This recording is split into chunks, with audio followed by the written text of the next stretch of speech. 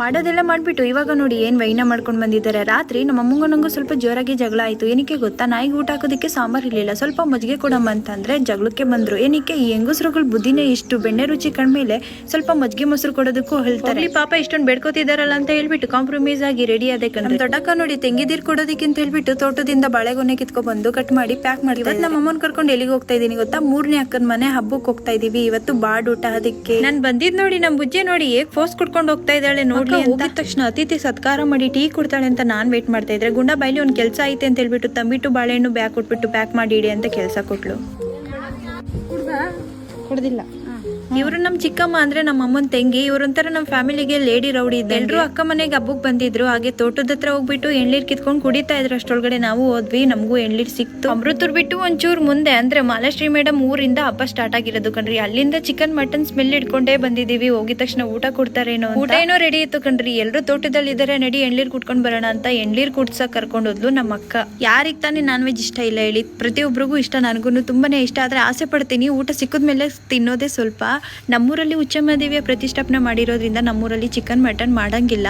ಅದಕ್ಕೆ ಇವತ್ತು ನಮ್ಮ ಅಕ್ಕ ಮನೆಗೆ ಬಂದು ಊಟ ಮಾಡ್ತಾ ಇದ್ದೀವಿ. ಚಿಕ್ಕಮ್ಮ ಅತ್ತೆ ಅಕ್ಕ ಎಲ್ಲ ಊಟ ಮುಗಿಸಿ ಅವರು ಕೂಡ ಬೆಂಗಳೂರು ಕಡೆ ಹೊಟ್ರು. ಊಟ ಎಲ್ಲ ಮುಗಿದ್ಮೇಲೆ ಇನ್ನೇನ್ ಕೆಲಸ ಇರುತ್ತೆ ಹೇಳಿ, ಸ್ವಲ್ಪ ಜನಕ್ಕೆ ಊಟ ಕೊಟ್ವಿ. ಲಾಸ್ಟ್ ಅಲ್ಲಿ ಪಾತ್ರೆ ಉಳ್ದಿದ್ ಪಾತ್ರೆ ತೊಳಿತಾ ಇದ್ದೋ. ಆ ಟೈಮಲ್ಲಿ ನಮ್ ದೊಡ್ಡಕ್ಕ ಫ್ಯಾಮಿಲಿ ಎಂಟ್ರಿ ಕೊಟ್ರು. ಹಬ್ಬನು ಮುಗಿತಾ ಬಂತು, ಹಾಗೆ ಊಟನು ಖಾಲಿ ಆಗಿದ್ ಪಾತ್ರೆ ಎಲ್ಲ ಹಾಗೆ ಇತ್ತಲ್ಲ. ಅಮ್ಮ ಮತ್ತೆ ಅತ್ತೆ ಇಬ್ರು ತೊಳಿತಾ ಇದ್ರು. ಅವ್ರ ಜೊತೆ ಸ್ವಲ್ಪ ನಾನು ಹೋಗಿ ಸೇರ್ಕೊಂಡು ಹೆಲ್ಪ್ ಮಾಡ್ದೆ. ಹಾಗೆ ರಂಜು ಮನೆ ಕಡೆ ಪಾಪು ನೋಡೋಣ ಅಂತ ಬಂದ್ವಿ. RCC ಮನೆ ಕಟ್ ಮೇಲೆ ಈ ತರ ತೊಟ್ಲುಗಳೇ ಮಾಯ ಆಗ್ಬಿಟ್ಟಿದೆ. ಇವಾಗೆಲ್ಲ ಸ್ಟಾಂಡ್ ತೊಟ್ಲು. ಹಾಗೆ ಪಾಪು ಜೊತೆ ಆಟ ಆಡ್ಕೊಂಡು ನಾಟಕ ಇತ್ತು, ನಾಟಕ ನೋಡೋಣ ಅಂತ ಎಲ್ರು ಬಂದ್ವಿ. ಇದು ಗಂಗೆ ಗೌರಿ ನಾಟಕ ಅಂತೆ, ನಾನ್ ನೋಡಿಲ್ಲ, ಇದೇ ಫಸ್ಟ್ ಟೈಮ್ ನೋಡ್ತಾ ಇರೋದು. ಬನ್ನಿ ಸ್ವಲ್ಪ ಸೀನ್ಗಳನ್ನ. ಒಳ್ಳೆ ಕಾಮಿಡಿ ಇತ್ತು, ಮಸ್ತ್ ಮಜಾ ಬಂತು ಮಾತ್ರ ಈ ನಾಟಕದಲ್ಲಿ.